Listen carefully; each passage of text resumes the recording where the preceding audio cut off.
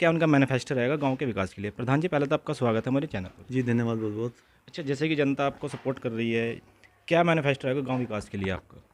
देखिए गांव की जो मूलभूत ज़रूरतें हैं आपको मैं बता दूं कि गांव की कुछ चुनिंदा ज़रूरतें होती हैं, जैसे आपके पेंशन धारक को पेंशन नहीं मिल पा रही है, आपके जो जिनके घर बनने हैं जो पात्र हैं उनको घर नहीं प्रॉपर मिल पा रहे हैं, नलकूप की व्यवस्था है, साफ़ सफाई की गांव में व्यवस्था है, गांव की नालियां या गांव की सड़कें साफ़ सुथरी होनी चाहिए, और गांव के जो बुज़ुर्ग हैं उनकी वृद्धावस्था पेंशन का इश्यू बहुत बड़ा है, उनके जिनके आयुष्मान कार्ड बनने बाकी हैं या आधार कार्ड बनने बाकी हैं उनके लिए उनके सामने बहुत बड़ी समस्याएं हैं। तो उन सब चीज़ों को हमने पब्लिक के सामने रखा, अपने लोगों के सामने रखा और आगे बढ़े चुनाव में। प्रधान जी, बच्चे होते हैं जो आने वाले कल का भविष्य भी है, देश का भविष्य भी, उनके स्तर, शिक्षा का स्तर उठाने के लिए क्या कार्य रहेगा?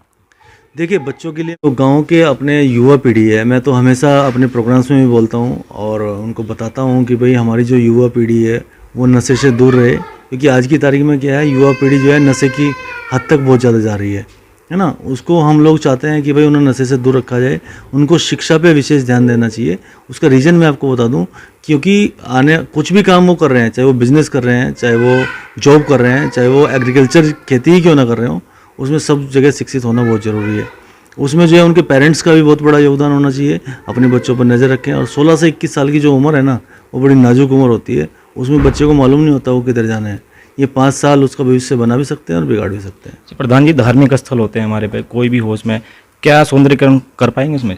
हाँ कर पाएंगे ना, सौंदर्यीकरण धार्मिक स्थल का भी है। हमारे गांव में एक बड़ी समस्या आई है लोगों के, जो हमने हरिजन बस्ती में गए, उनके छोटे छोटे जो बच्चे जो गुजर जाते हैं, छोटे बच्चे, उनको दफनाने की कोई व्यवस्था हमारे गांव में नहीं है। उसकी हमने ज़मीन की व्यवस्था उनको करानी है।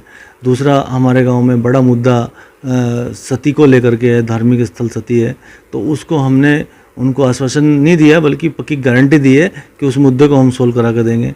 विपक्षियों ने उनका क्या किया, उनकी ज़मीनें हड़प ली, उनके साथ मारपीट कर दी, उनके रिश्तेदारों के साथ मारपीट की।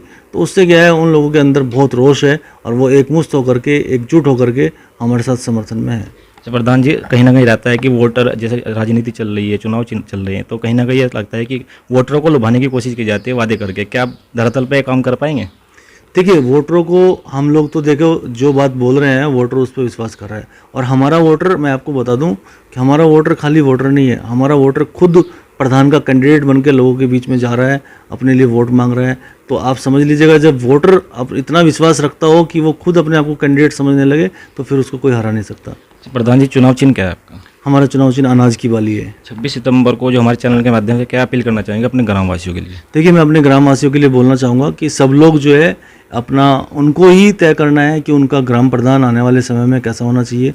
उनके 5 साल 26 तारीख को दिशा और दशा तय करेंगे गांव के कि वो कैसे होने वाले हैं, क्योंकि उनको प्रधान चाहिए जो उनके लिए ग्राम विकास के लिए जो सरकारी योजनाएं हैं उनको धरातल पे लेके आए, उनको जिला पंचायत के स्तर से जो काम हो सकते हैं उनको धरातल पे लेके आए।